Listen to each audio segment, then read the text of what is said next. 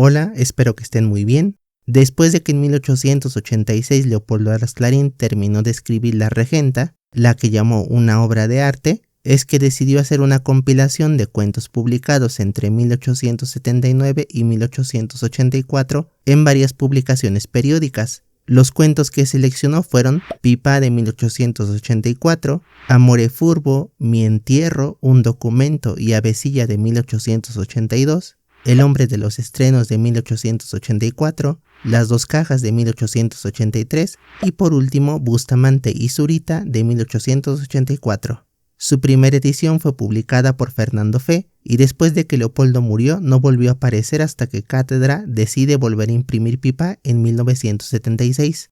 Por supuesto, este volumen no es una edición de 1976. Esta versión que yo tengo es la 18ª edición del 2012. Esta versión, además, tiene un estudio introductorio de unas 100 páginas más o menos a cargo de Antonio Ramos Gascón. A decir verdad, no habla mucho sobre la colección de cuentos, pero es una introducción sobre la vida y obra de Leopoldo Alas Clarín, que está bastante completa. Hablando ya de la obra, para mí no es extraño que la colección de cuentos empiece con Pipa y termine con Zurita, porque son las mejores obras de todo el libro, por la historia, por la elaboración literaria que conllevan y en cierta medida por las opiniones que da sobre su tiempo. Además de estos, hablando desde un simple juicio de gusto, creo que los mejores cuentos de la colección son Un Documento, Avecilla y Las Dos Cajas. Pero como digo, eso es solo desde el mero juicio de gusto, porque puede que a alguien le guste alguno diferente de los que he dicho. Ahora, quizá los cuentos más complicados de leer sean Bustamante y El Hombre de los Estrenos, y eso se debe a que, como dice Ramos Gascón en la introducción, esos textos parecen estar a la mitad de camino entre un texto narrativo y una especie de ejercicio crítico hacia las corrientes literarias y críticas de su tiempo.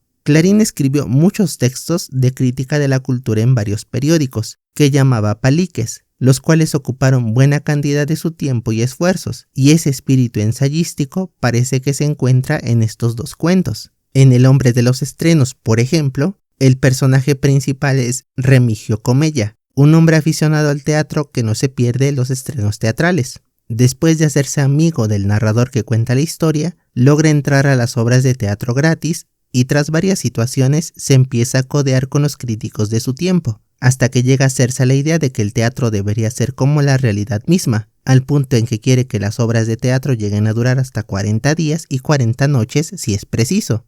En Bustamante tenemos un caso más o menos parecido, pero en esta ocasión el personaje principal, Miguel Bustamante, llega a la ciudad con la intención de encontrarse con un diputado que le pueda ayudar a encontrar un puesto en la administración. Sin embargo, en su camino se tropieza con algunos escritorcillos de una revista y entonces pone todos sus empeños y todo su dinero en la intención de ganarse su favor, con la idea de que podría conseguir algo de renombre y hasta fortuna. Al final, debido a varios enredos, termina viviendo en el exilio y no consigue ni una ni otra cosa. Entonces, como se dice en la introducción, posiblemente lo que tiene más interés en esos textos son las opiniones que Clarín vierte sobre varios fenómenos de su época, y ello es lo que puede ofrecer alguna dificultad al lector que no esté familiarizado con ese periodo de las letras españolas. Por supuesto, esto no significa que no se puedan comprender los cuentos, ni mucho menos que sean malas obras. De hecho, yo diría que hay algunos pasajes divertidos, pero el asunto es que quizá no nos dicen tanto como podrían hacerlo si estuviéramos más imbuidos en el contexto en el que fueron escritos. Ahora, vamos a hablar un poco de los cuentos que forman el bloque de 1882. Amore Furbo me parece un cuento divertido más que otra cosa. Es una especie de comedia donde los personajes se engañan entre sí y no terminan muy bien. Mi Entierro, por otra parte, sí que me parece una historia con más fondo. Es la historia de un hombre que muere y puede ver todo lo que las personas hacen y dicen en su lecho de muerte. Obviamente se da cuenta de que la mayoría de la gente es hipócrita, incluso su esposa, que lo estaba engañando con uno de sus conocidos. En la introducción del libro se dice que no es una historia muy original, y eso es cierto, pero a mí no me parece que sea algo malo. Creo que es un cuento que fácilmente se puede introducir en la mejor tradición de textos satíricos, que critican los defectos que tenemos, nuestros excesos y las tonterías que cometemos. Hay un pasaje que me parece genial por el tremendo escenario que retrata. El muerto está tendido en la cama, recién fallecido, y su esposa empieza a rezar mientras en realidad está pensando en su amante, en que no quiere gastar dinero en el funeral y básicamente agradece que se haya muerto el animal de su esposo. Este es un ejemplo perfecto de hipocresía, como religiosa, como pareja, y luego está esa tacañería y la miseria de alegrarse por la muerte de otro, que tampoco nos debe pasar desapercibida. En el cuento nadie se salva de la crítica, ni los amigos, ni los compañeros de trabajo, ni la familia, y de paso tampoco los compañeros de ideas políticas. Lo peor de todo es que el cuento no está alejado de la realidad, solo hay que ver cómo se comporta la gente en los funerales para saber que en realidad a muchos poco o nada les importa la persona que murió. Es una verdad dura, porque si lo pensamos nos damos cuenta de que muchas de las relaciones que tenemos con los demás en realidad son falsas. Luego ya solo quedan los que creo que son los mejores cuentos. Un documento es el retrato de una aventura entre una duquesa y un escritor. Ella quiere alejarse de amoríos carnales en busca de un amor más elevado. Él está encantado por ella, pero se siente demasiado insignificante como para que se fije en él. El caso es que el amorío se da, pero no termina muy bien para ninguno. El cuento está escrito alternando las impresiones de la duquesa y del escritor, mostrando cómo vive cada uno el romance. Él con sus dudas, con sus conflictos por creer que ya no será capaz de hacer arte cuando cae en los sentimentalismos del amor, y ella con la intención de buscar algo diferente, un amor espiritual como le llama. Lo que yo necesito es un amor humano, pero verdadero, espiritual, desinteresado, no entre para nada el deseo de poseerme como carne, que incita, ni la vanidad de hacerse célebre siendo mi amante. El gran mérito del cuento para mí es precisamente esta idea de desarrollar la aventura, desde que nace a través de las miradas, luego con encuentros furtivos y finalmente cayendo solo en la satisfacción de las pasiones, cosa que no quería la duquesa. Hay pasajes de un lirismo notable, y Clarín también se da el tiempo de hacer algunas críticas a la hipocresía de la gente. Avesilla, por su parte, es la historia de Casto Avesilla, y este personaje solo tiene un defecto: es demasiado ingenuo. Esta característica le permite hacer a Clarín dos cosas: hacer una historia divertida y ser nuevamente un crítico de la cultura. Avesilla es tan inocente que cree ser una parte fundamental del Estado. Avesilla, muchos años después de haber comenzado su vida burocrática, había averiguado que lo que él había llamado el gobierno siempre no era precisamente quien le pagaba ni a quien él servía. Supo, en suma, que existía una entidad superior llamada Estado y que el Estado, es decir, yo, usted, el vecino, todos los ciudadanos en suma, eran los verdaderos señores, pero no como particulares, sino en cuanto a entidad, Estado. Saber esto y engreírse, el señor Avesilla fue todo uno. Desde entonces se creyó una ruedecilla de la gran máquina y tomó la alegoría mecánica tan al pie de la letra que casi se volvía loco pensando que si él caía enfermo y se paraba, por consiguiente, en cuanto a rueda administrativa, las ruedecillas que engranaban con él se pararían también y de una en otra llegaría él en acción de todas las ruedas, inclusive las más grandes e interesantes. Entonces Avesilla pensaba que si algo le pasaba, el mismísimo rey podría verse afectado. Además, eso conlleva un curioso patriotismo en él, porque quiere defender todo lo español hasta sentirse incómodo por usar corbatas extranjeras. Es un personaje curioso, pero pese a todo Clarín no lo trata mal, no menosprecia al personaje ni lo hace ver como un tonto. De verdad solo es un ingenuo, y creo entonces que en el fondo la observación crítica va dirigida hacia ese fenómeno donde algunas personas son tan inocentes que se vuelve fácil aprovecharse de ellas, y de algún modo se convierten en defensoras de ciertas corrientes de pensamiento. Puede no parecerlo, pero es algo peligroso, ya que es muy común que esas personas confíen tanto en sí mismas a causa de su ingenuidad, que otras personas menos avispadas les creen también todo. Es lo que pasa justamente con la esposa de Avesilla.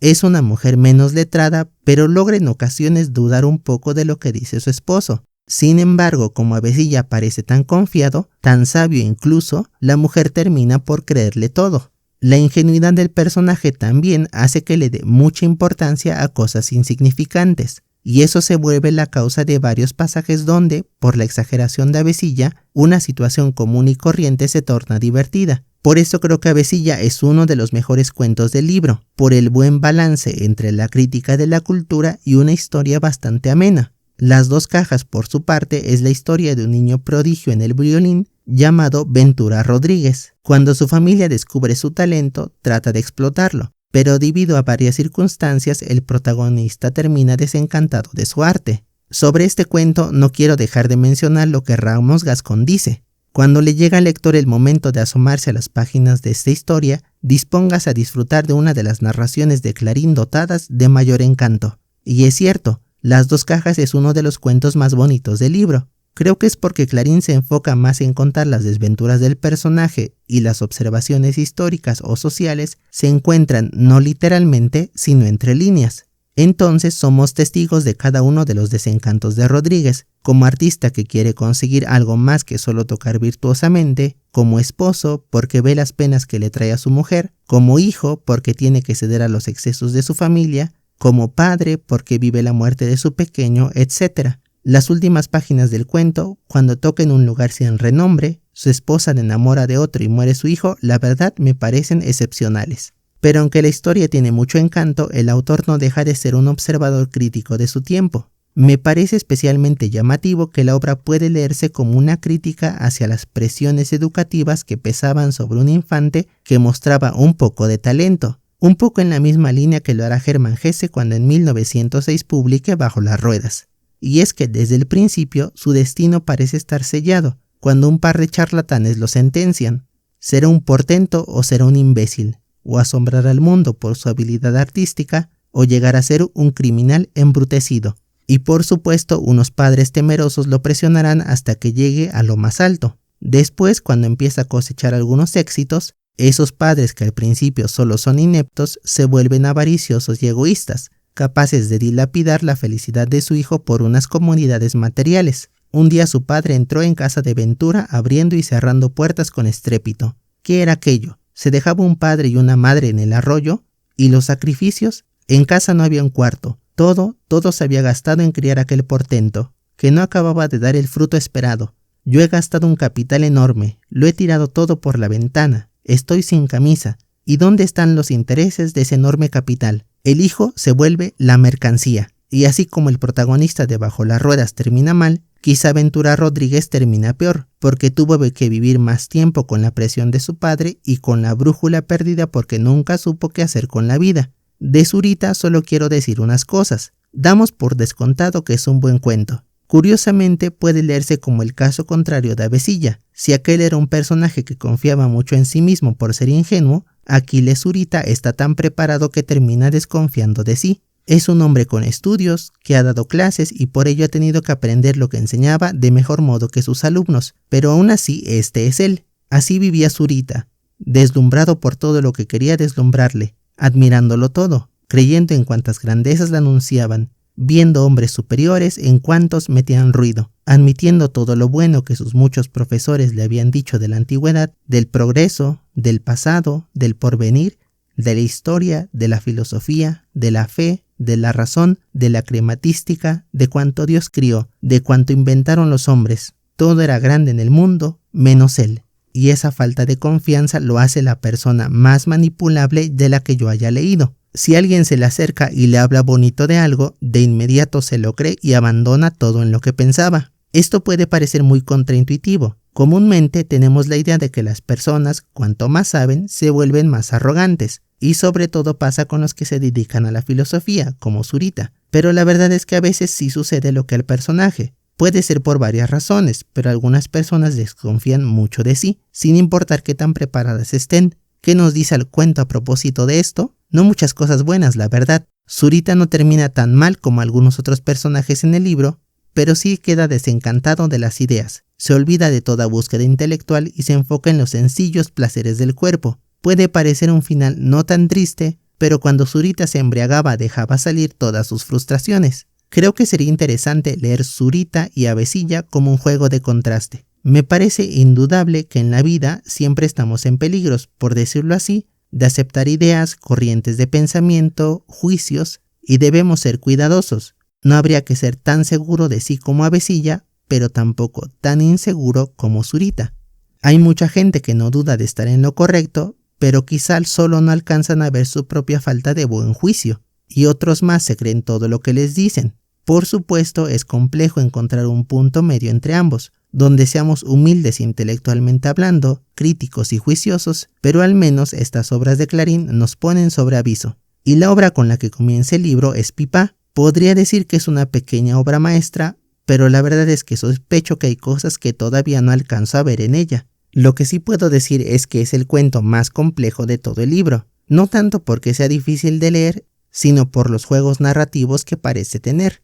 Si no me equivoco, todos los otros cuentos son contados por un narrador omnisciente, y al principio pensé que Pipá era lo mismo, pero en una segunda relectura noté ciertas cosas. El cuento comienza así: ya nadie se acuerda de él, y sin embargo tuvo un papel importante en la comedia humana, aunque solo vivió 12 años sobre el haz de la tierra. A los 12 años muchos hombres han sido causa de horribles guerras intestinas y son ungidos del Señor, y revelan en sus niñerías, al decir de las crónicas, las grandezas y hazañas de que serán autores en la mayor edad. Pipá, a no ser por mí, no tendría historiador. Y la obra termina así: hoy ya nadie se acuerda de Pipá más que yo. Entonces el cuento fue escrito por una persona, quizá un historiador, que conocía la historia de Pipá y tiene el interés de hacerla conocida. Esto me parece muy importante, pero voy a contrastar la interpretación de Ramos Gascón con la mía, para que ustedes juzguen.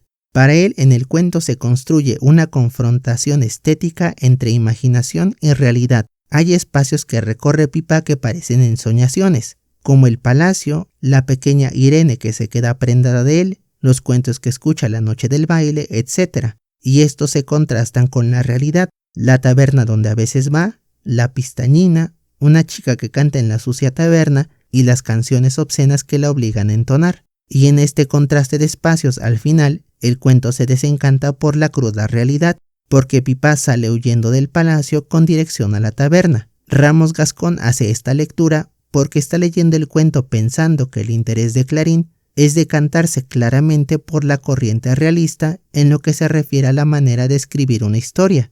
La verdad es que hace mucho sentido esta interpretación, porque es cierto que el personaje se mueve como entre dos mundos, uno muy bello, imaginativo, casi una ensoñación, pero por otro lado su vida transcurre en una realidad fría, dura y muy cruel, y eso es lo que marca su destino. Sin embargo, esta interpretación pasa por alto lo que yo decía del narrador. Esta historia no es contada por un narrador omnisciente, sin ningún interés en especial por la historia.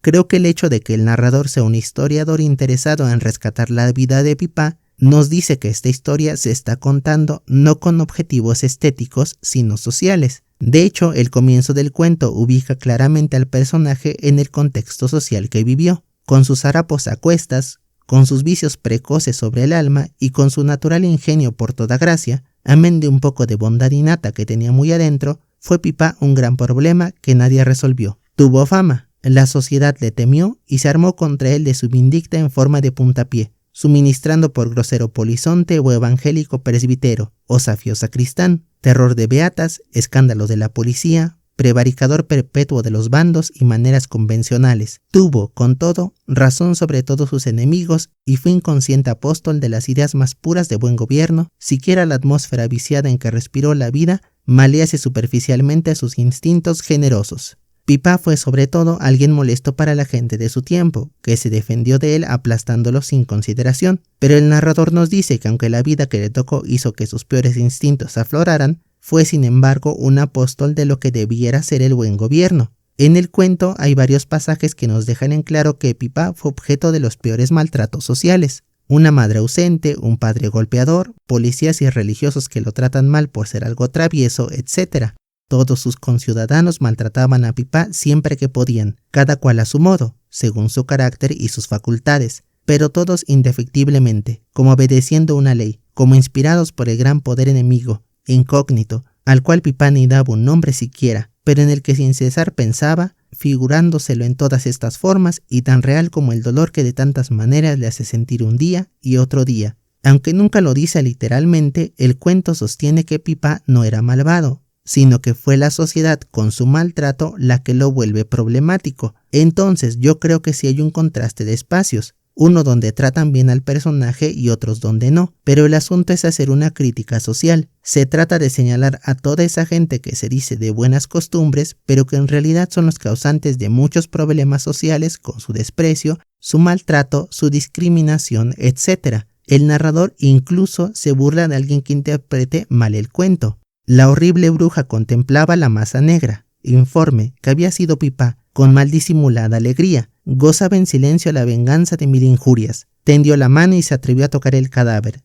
Sacó de la caja las cenizas de un trapo con los dedos que parecían garfios. Acercó el infame rostro al muerto, volvió a palpar los restos carbonizados de la mortaja y dijo con solemne voz lo que puede ser la moraleja de mi cuento para las almas timoratas. Este pillo, Dios castiga sin palo ni piedra, robó al santo la mortaja y de mortaja le sirvió la rapiña. Esta es la mortaja que robó ya dentro. Todas las brujas del corro convinieron en que aquello era obra de la providencia. Cuando aquí se habla de la horrible bruja, el narrador se refiere a una religiosa que maltrataba a Pipá. Ella cree que su muerte es un castigo divino por sus travesuras, pero el narrador es claro. Solo un timorato cree eso. Solo un inepto que se escandaliza fácilmente puede llegar a esta conclusión. La conclusión es otra, y me gusta que al final el narrador exponga con claridad lo miserables que son todos los que se alegran por la muerte del protagonista. Entonces yo interpreto hacia el cuento. Es una crítica fuerte a la sociedad y hacia todos aquellos que dicen ser las buenas conciencias. Y bueno, este es el libro. Es un compendio de cuentos con caracteres diferentes, aunque algunas obras tienen cosas en común como el talante crítico. Algo que vale la pena mencionar es que todos los cuentos se pueden encontrar en internet sin problema, ya que son obras publicadas hace más de 100 años. La edición de cátedra está bien, pero creo que se pueden leer perfectamente las historias en cualquier edición, sobre todo porque, como decía, la introducción habla más sobre el autor y la regenta que sobre los mismos cuentos. Y además, aunque algunas notas acompañan el texto, no creo que añadan información indispensable para comprenderlos. A veces, por la distancia temporal más que otra cosa, a alguien le puede resultar complejo leer a Las Clarín, pero es algo que yo recomendaría sin duda. Muchos de sus cuentos, como he tratado de mostrar, nos hablan de situaciones que seguimos viviendo y de las cuales parece que no podemos salir, y cada tanto podemos encontrar pasajes escritos con una belleza notable. Y eso es todo. Hasta el siguiente video.